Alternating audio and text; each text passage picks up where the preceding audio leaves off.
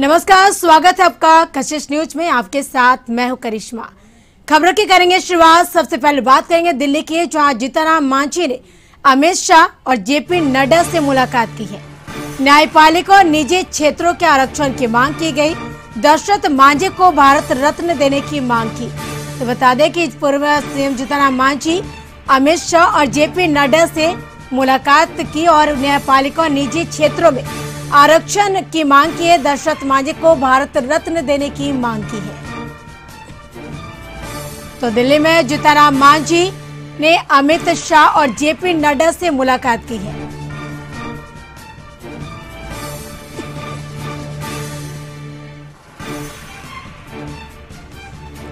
अधिक जानकारी के लिए पटना से हमारे ब्यूरो चीफ अशोक मिश्रा हमारे साथ जुड़ चुके हैं। फ्रंट अशोक जी, दिल्ली में जीतनराम मांझी ने अमित शाह और जेपी नड्डा से मुलाकात की है। इस मुलाकात के क्या मायने हैं?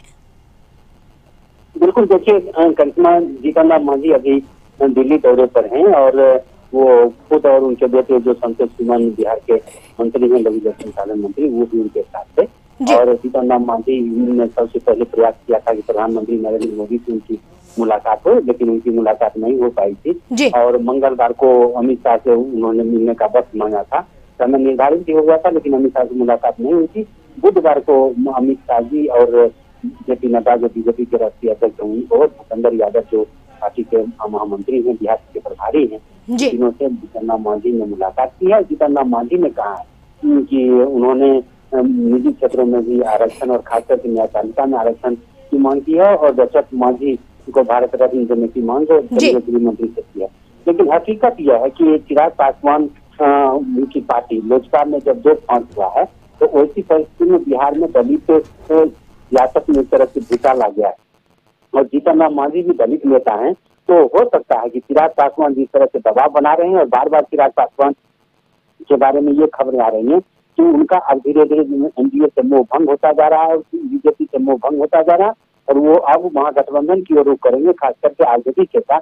तो ऐसी परिस्थिति में ऐसा लगता है कि जीतनराम मांझी बीजेपी नेतृत्व को यह भरोसा दिलाने के लिए गए हैं कि हम आपके साथ में दलित के वर्ग का एक बहुत बड़ा, दलित समुदाय का एक बहुत बड़ा वर्ग आपके साथ है, इसलिए हम एनडीए के साथ हैं, इसमें कहीं कोई कठिनाई नहीं होगी। तो ये सियासत भी कर सकते हैं कि जीतनराम मांझी अपने को दलित नेता बतलाने के लिए वहाँ पर गए थे। लेकिन जो उन्होंने ट्वीट किया है, वो जो ट्वीट है उसके मुताबिक आप कह सकते हैं कि उनका कहना है कि हम अब जनता की आवाज, जनता, बिहार की जनता की जो डिमांड थी उसको लेकर के मिले थे। लेकिन हकीकत है कि कहीं न कहीं सियासत है और वो भी दलित राजनीति को लेकर के ये मुलाकात की। जी बिल्कुल अशोक जी, तमाम जानकारी के लिए शुक्रिया। बढ़ेंगे अगली खबर की ओर। खबर रांची से, जहां बीजेपी कार्य समिति की बैठक बुलाई गई। बीजेपी की यानी बैठक में राष्ट्रीय महामंत्री सीटी रवि, प्रदेश प्रभारी दिलीप सैकिया मौजूद है। इस बैठक में पूर्व सीएम रघुवर दास समेत कई बड़े नेता इस बैठक में मौजूद हैं। बैठक में राज्य सरकार के कार्यकाल की समीक्षा की जा रही, पार्टी को मजबूत बनाने पर भी चर्चा की जाए। बताते चले कि रांची से खबर, जहां बीजेपी कार्य समिति की बैठक बुलाई गई है।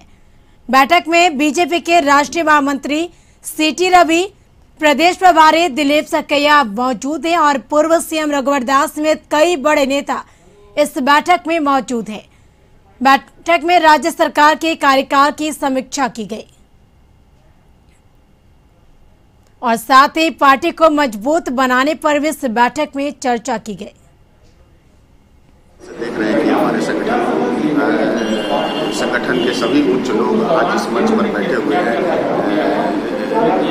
राष्ट्रीय महामंत्री, दो महामंत्री हैं, तीनों मुख्यमंत्री बैठे हुए हैं, प्रदेश अध्यक्ष की अध्यक्षता में बैठक चल रही है और हम आने वाले समय का रोड मैप तैयार करेंगे। इस सरकार के खिलाफ हम पूरी तरह से रोड मैप तैयार करेंगे माननीय प्रदेश अध्यक्ष जी की अध्यक्षता में आज कार्य समिति बैठक के माध्यम से, और आने वाले समय में किस तरह से भारतीय जनता पार्टी का एक कार्यकर्ता पूरे ऊर्जा के साथ, पूरे ताकत के साथ आंदोलन को खड़ा करेगा, इसकी चर्चा। तो रांची में बीजेपी कार्य समिति की बैठक बुलाई गई। तो बताते चले कि बीजेपी कार्य समिति की बैठक बुलाई गई। बैठक में बीजेपी के राष्ट्रीय महामंत्री सीटी रवि, प्रदेश प्रभारी दिलीप सैकिया मौजूद है। वहीं पूर्व सीएम रघुवर दास समेत कई बड़े नेता इस बैठक में मौजूद हैं। बैठक में राज्य सरकार के कार्यकाल की समीक्षा की गई। पार्टी को मजबूत बनाने पर भी इस बैठक में चर्चा की गई।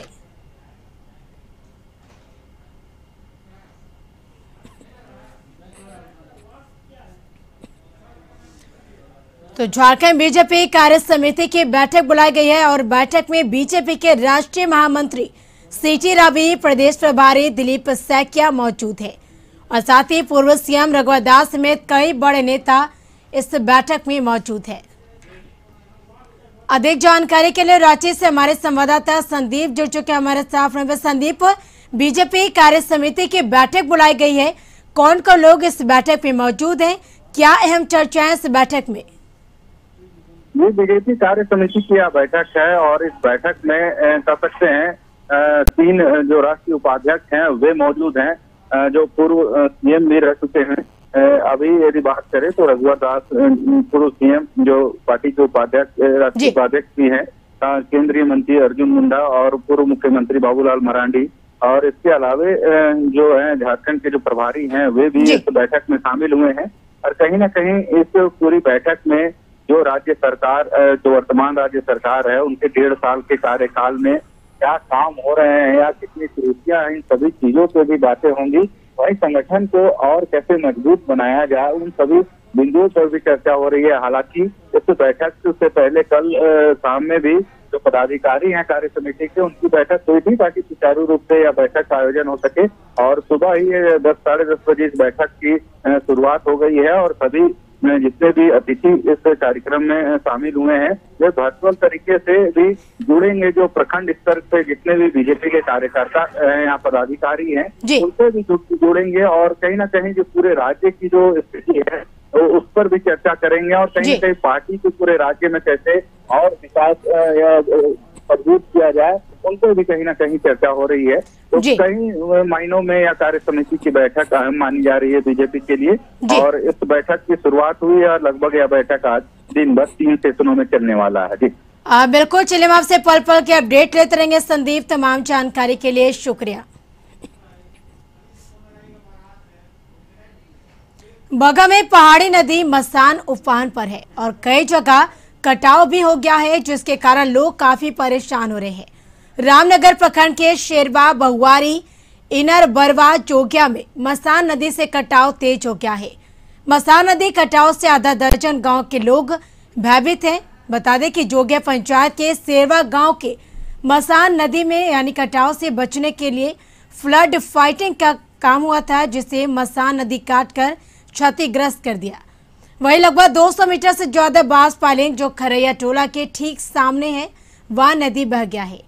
नदी का नोच पॉइंट ठीक के खरैया टोला सामने अगर कटाव नहीं रुकता है तो इस गांव के लगभग 60 घर प्रभावित होंगे।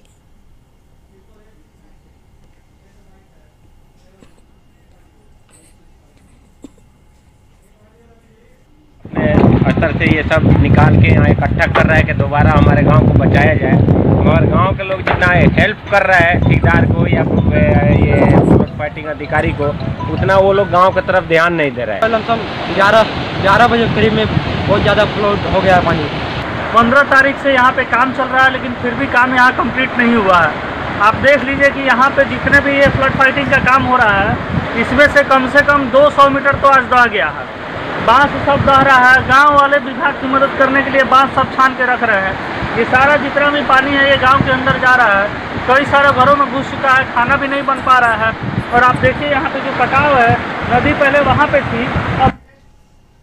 अधिक जानकारी के लिए बगल से हमारे सहयोगी राकेश जुड़ चुके हैं हमारे साथ। राकेश, जिस तरह से मसान नदी में कटाव हो रहा है उसकी वजह से लोगों में काफी दहशत है, ऐसे में कई गांव पर खतरा मंडरा रहा है, इसमें प्रशासन किस तरह से तैयार दिख रही है, क्या कुछ कार्य किए जा रहे हैं? जी बता दें कि मशान रामनगर प्रखंड का यह इलाका है, जो रामनगर मशान जो पहाड़ी नदी है, जिसे हर साल बरसात के समय में कटाव होता है और लोग परेशान होते हैं।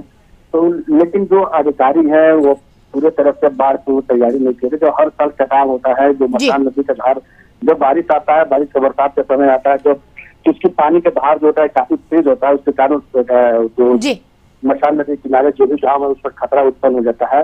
अभी 6 ज्यादा गाँव जो अत्यधिक पर खतरा उत्पन्न हो गया है। जो रामनगर प्रखंड के जोगिया गांव है, सिरवा, बहुवरी, नियर बरवा, जोगी इत्यादि कई तमाम जो गाँव हैं जिस पर खतरा उत्पन्न हो गया है मसान नदी का।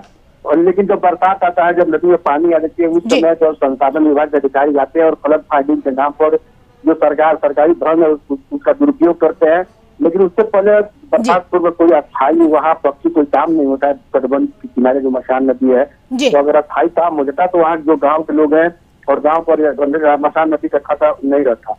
तो देखा जाए तो प्रशासनिक अधिकारी जो हैं, जो जल संसाधन विभाग के अधिकारी हैं, वो एक तरफ से इसको मसान नदी को कामधेनु बना लिए हैं ताकि जब हर साल कटाव होगा फ्लड फाइटिंग के नाम पर सरकार का करोड़ों रुपए। राकेश, जिस तरह से कई गांव पर खतरा मंडरा रहा, अगर यह कटाव नहीं रुकता है तो इसकी वजह से लोगों को काफी परेशानियों का सामना करना पड़ेगा और कई गांव के लोग हैं इससे प्रभावित हो सकते हैं।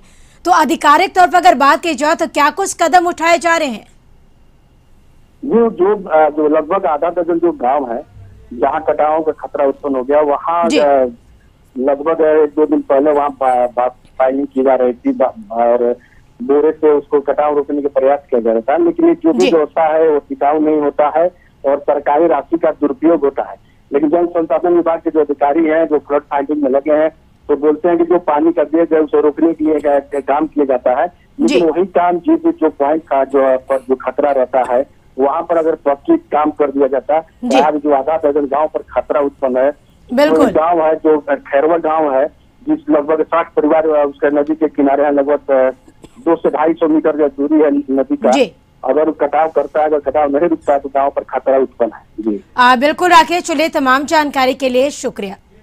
तो दरभंगा स्टेशन पर पार्सल ब्लास्ट मामले में एनआईए की टीम ने 2 आतंकियों को गिरफ्तार किया है। हैदराबाद से गिरफ्तार किए गए आतंकी एनआईए की टीम दोनों को लेकर पटना आ सकती है। दोनों आतंकियों को एनआईए कोर्ट में पेश किया जाएगा। तो बता दें कि दरभंगा ब्लास्ट स्टेशन पर पार्सल ब्लास्ट मामले में एनआईए की टीम ने 2 आतंकियों को गिरफ्तार किया। हैदराबाद से गिरफ्तार किए गए ये दोनों आतंकी, एनआईए की टीम दोनों को पटना लेकर आ सकती है। दोनों आतंकियों को एनआईए कोर्ट में पेश किया जाएगा। तो दरभंगा स्टेशन पर पार्सल ब्लास्ट मामले में एनआईए की टीम ने 2 आतंकियों को गिरफ्तार किया। हैदराबाद से दोनों आतंकी गिरफ्तार किए गए। एनआईए की टीम दोनों को पटना लेकर आ सकती है। दोनों आतंकियों को एनआईए कोर्ट में पेश किया जाएगा। अधिक जानकारी के लिए पटना से हमारे संवाददाता मरगूब आलम जुड़ चुके हैं हमारे साथ। मरगूब, जिस तरह से दरभंगा में पार्सल ब्लास्ट मामले में एनआईए की टीम ने 2 आतंकियों को गिरफ्तार किया है, किस जगह से इनकी गिरफ्तारी हुई है, क्या है ताजा अपडेट इस खबर को लेकर? और देखिए, सिकंदराबाद से दरभंगा चलती है सिकंदराबाद दरभंगा एक्सप्रेस जी। उस ट्रेन के पार्सल बोगी में जब कुछ वहाँ पार्सल उतारा जा रहा था उसी में विस्फोट हुआ था। उसके बाद भड़कम मच गया। लगातार पुलिस की टीम ने जांच की, एटीएस ने जांच की। उसके बाद भारत सरकार ने एनआईए को जांच कर जिम्मा दिया। एनआईए की टीम ने आज से 4 दिन पहले दरभंगा में पहुंच के जांच की, कई सीसीटीवी फुटेज निकाले और जांच जब शुरू की गई उसके बाद कल देर शाम एनआईए की टीम ने हैदराबाद से 2 लश्कर के आतंकी को गिरफ्तार किया। एक का नाम इमरान मलिक है, दूसरे का नाम नासिर खां है। दोनों की गिरफ्तारी हो गई है। एनआईए की टीम ने कल इस बात की पुष्टि की कि दोनों को गिरफ्तार किया गया है और दोनों को ट्रांजिट रिमांड के लिए पटना लाया जाएगा। अभी चूंकि फिलहाल पटना एयरपोर्ट पर अभी 25 की टीम मौजूद है, मैं मौजूद हूँ। संभावना है कि आज किसी भी समय एनआईए की टीम दोनों को लेकर पटना आएगी, एनआईए कोर्ट में पेश करेगी और ट्रांजिट रिमांड पर लेकर के फिर उसे दिल्ली या हैदराबाद लेकर चली जाएगी। तो फिलहाल बहुत गहमागहमी एयरपोर्ट पर है, काफी मीडिया कर्मियों की भीड़ है। दोनों की गिरफ्तारी के बाद जांच शुरू कर दी गई है। दोनों लश्कर के आतंकी हैं और दोनों ने पाकिस्तान में जाकर के आईईडी बनाने का ट्रेनिंग लिया था। और इन दोनों की जो मंशा थी वो मंशा ये थी कि ट्रेन में ब्लास्ट करने की मंशा थी और पूरा ट्रेन जलाने की मंशा थी।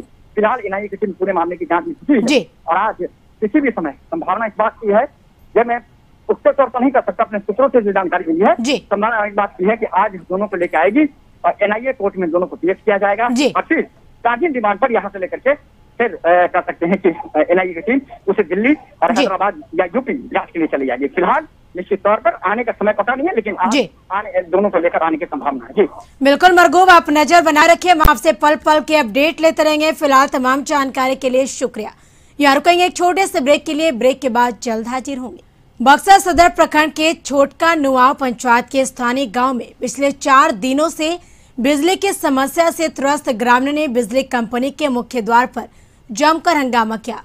ग्रामीणों का कहना है कि बिजली कंपनी के अधिकारियों को कई बार सूचित किए जाने के बावजूद भी उनके द्वारा खराब ट्रांसफार्मर बदला नहीं जा रहा था और तो और उनके दलालों के द्वारा ट्रांसफार्मर बदलने के एवज में 20,000 रुपए बतौर घूस मांग की गई। ग्रामीणों के द्वारा काफी अनुरोध किए जाने के बाद खराब ट्रांसफार्मर को उतारा गया, बिजली कंपनी में लाया गया। विद्युत अभियंता के द्वारा यह कहा गया कि और ट्रांसफार्मर 4 दिन के बाद लगाया जाएगा। इतना सुनते ही ग्रामीणों का आक्रोश उबल पड़ा और वह बिजली कंपनी के दरवाजे पर पहुंचकर तालाबंदी करते हुए नारेबाजी करने लगे। बाद में विद्युत कार्यपालक के अभियंता सन्नी कुमार और अन्य अधिकारी मौके पर पहुंचकर लोगों को समझा बुझाकर बात खत्म कराने की कोशिश की, लेकिन ग्रामीण ट्रांसफार्मर लिए बगैर जाने को तैयार नहीं हुए। आखिरकार करीब 1 घंटे चले हंगामे के बाद बिजली कंपनी के द्वारा ग्रामीणों के लिए ट्रांसफार्मर बेचा गया, तब जाकर ग्रामीण शांत हुए और वहां से हटे। लोगों का मांग है कि ट्रांसफार्मर और अन्य सामानों आज 4 दिन से ट्रांसफार्मर जला था। परसों गांव वालों ने उस ट्रांसफार्मर जलने की रिपोर्ट वहाँ के कर्मचारी को रिपोर्ट किया था और कल खुद मैं इन लोगों के साथ यहाँ के विभाग में भी मैंने रिपोर्ट करने का काम किया, लेकिन प्रशासन बिजली विभाग के प्रशासन ने हमारी अनदेखी की। और मैं आपको एक बात बताना चाहता हूँ, इसके पहले भी उस गांव में कई बार ट्रांसफार्मर जला था, लेकिन ट्रांसफार्मर लगाने के लिए यहाँ के अधिकारी हैं वो अलग से दलाल रखे हैं। जदयू विधायक शशि भूषण हजारी का निधन हो गया। कुशेश्वर स्थान विधानसभा क्षेत्र के विधायक शशि भूषण हजारी की तबीयत खराब थी और दिल्ली के गंगाराम अस्पताल में उनका इलाज चल रहा था। शशि भूषण हजारी ने आज सुबह 3:25 पर अंतिम सांसें ली और बताया जा रहा कि शशि भूषण हजारी को लीवर में संक्रमण के साथ ही कई अन्य तरह की परेशानियां थी। पिछले दिनों तबीयत खराब होने के बाद वह गंगाराम अस्पताल दिल्ली में अपना इलाज करा रहे थे, लेकिन उनकी तबीयत में सुधार नहीं हो रहा था और आज सुबह उन्होंने अंतिम सांसें ली।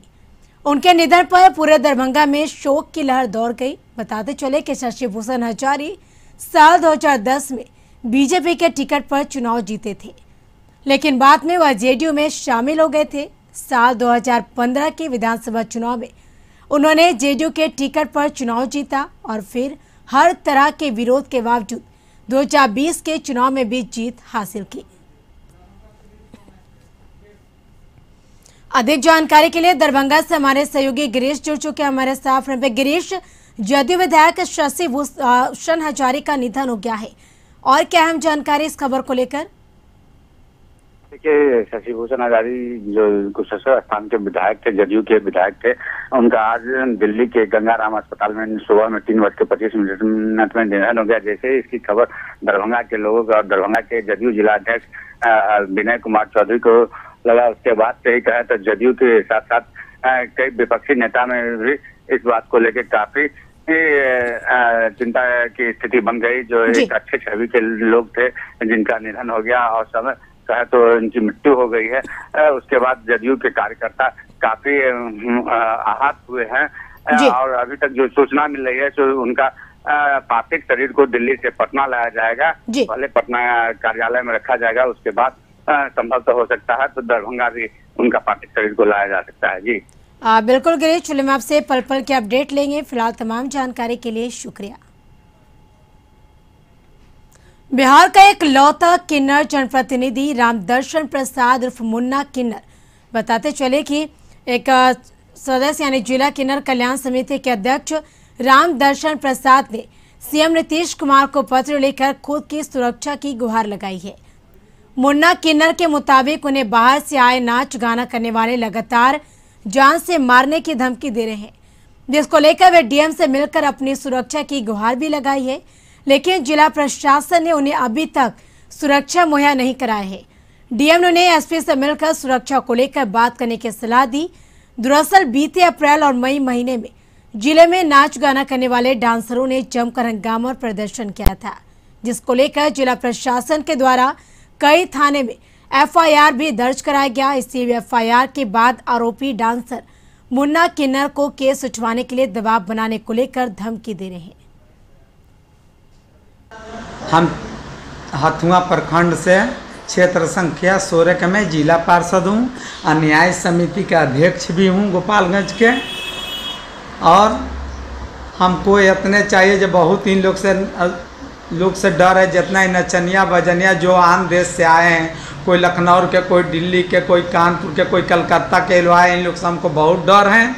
हम कल डीएम साहब से जाके बात करे थे, डीएम साहब से हम सब रोए गिलगिलाए, अपना दुख बताए, तभी डीएम साहब बोले जो एसपी साहब सुरक्षा देंगे। एसपी साहब हम नहीं दे सकते हैं। हम इतने मुख्यमंत्री जी से हमको हाथ जोड़ के प्रार्थना है जो जैसे मुख्यमंत्री जी हमारे किन्नर समाज को आगे माहे बढ़ाए हैं, हमको मुख्यमंत्री जी से इतने कृपा चाहिए जो हमको सुरक्षा मिलो। बोकारो थर्मल थाना क्षेत्र के बोकारो थर्मल और जारंगटी रेलवे लाइन के किनारे बागवा बेड़ा गांव के पास रेलवे कर्मी 30 वर्षीय अनिल कुमार की गला काटकर हत्या कर दी गई। मृतक रेलवे की आगमैन के पद पर कार्यरत था। मृतक ड्यूटी पर निकला था। प्राप्त जानकारी के अनुसार मृतक गोमिया थाना क्षेत्र के सियाड़ी गांव का निवासी है। विगत 10 वर्षों से रेलवे में कार्यरत था और प्रथम दृष्टया मामला हत्या का लगता है। घटनास्थल पर पहुंचकर बोकारो थर्मल पुलिस ने शव को कब्जे में लेकर पोस्टमार्टम के लिए भेजकर जांच में जुट गई है।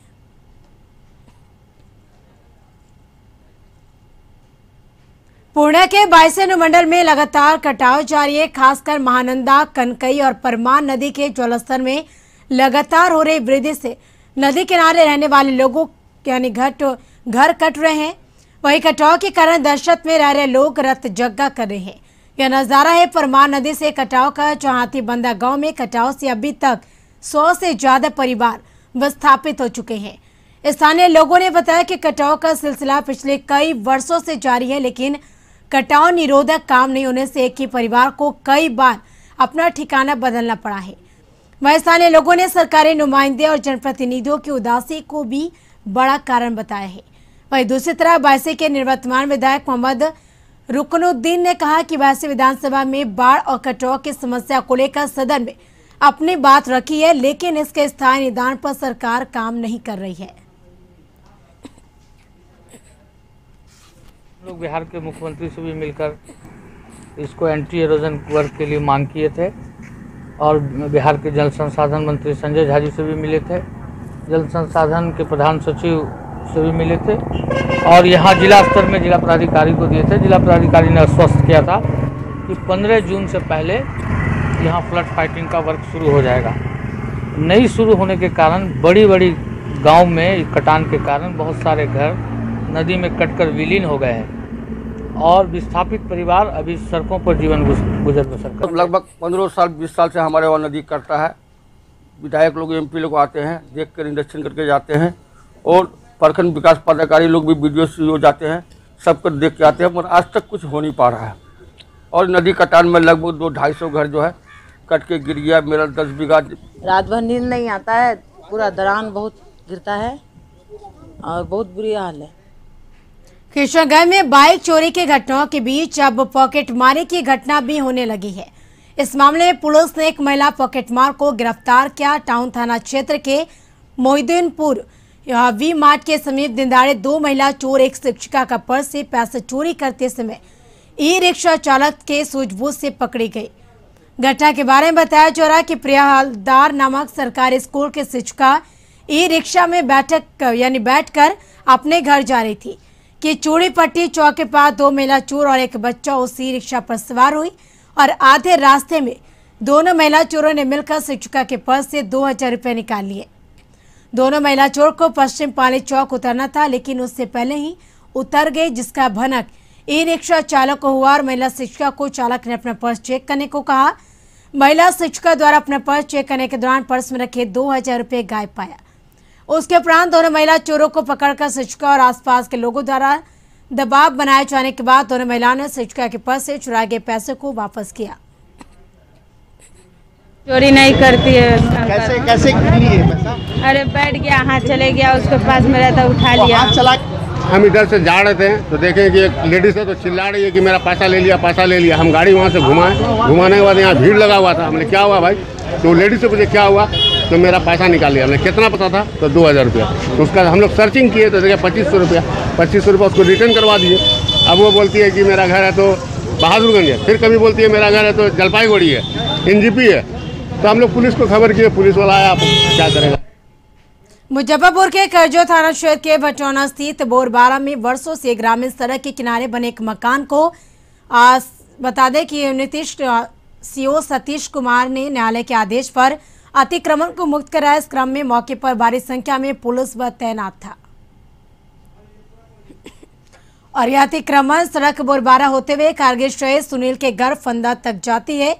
सड़क के किनारे यह मकान निर्मित था जिसे लेकर आने जाने का कोई रास्ता नहीं था।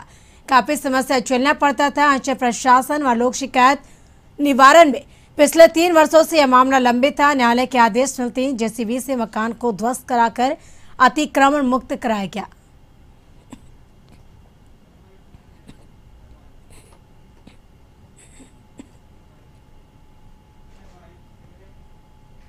महाराष्ट्र के दौरे के बाद उद्योग मंत्री शाहनवाज हुसैन पटना लौट आए हैं। शाहनवाज ने कहा कि पहले इथेनॉल पॉलिसी थी, अब उद्योग विभाग ने टेक्सटाइल पॉलिसी पर काम शुरू कर दिया और उद्योगपतियों के साथ उनकी महत्वपूर्ण मीटिंग हुई है और कई लोगों ने बिहार में टेक्सटाइल उद्योग लगाने की मंशा जताई है। वही बता दें कि एनआईए के द्वारा की जा रही कार्रवाई पर उन्होंने कहा कि राज्य और देश में सुशासन है और किसी को भी कानून हाथ में लेने की इजाजत नहीं है। तेजस्वी यादव के द्वारा विदेशी टीका लेने पर कहा कि शुक्र है उन्होंने वैक्सीन तो लिया। पॉलिसी बनाई, ऑक्सीजन पॉलिसी बनाई और हम इसमें लीडर बनकर बिहार जो है वो लीडर बनकर उभरा। नीतीश कुमार जी के नेतृत्व में जो सुशासन है, जो बिहार की एक अच्छी इमेज बनी है, से काम कर रहे हैं। बिहार में सुशासन है, कानून का राज है, किसी को भी कानून को हाथ में लेने की इजाज़त नहीं होगी और जो भी इसमें शामिल है जांच हो रही है, बख्शे नहीं जाएंगे। यहाँ पर हम लोग जहाँ भी इस तरह की हरकत हुई है, नीतीश कुमार जी आतंकी हो या अपराधी हो, उसको बख्शने वाले नहीं। एक तरफ जहाँ प्राइम प्रधानमंत्री बोल रहे हैं चाहे वैक्सीन कोई भी हो लीजिए, क्योंकि कहीं ना कहीं हेजिटेंसी है। कोई बात नहीं, वैक्सीन लिया तो सही, दे रहा है दुरुस्त। इसी के साथ इस बुलेटिन में फिलहाल इतना ही। आप बने रहिए कशिश न्यूज के साथ। नमस्कार।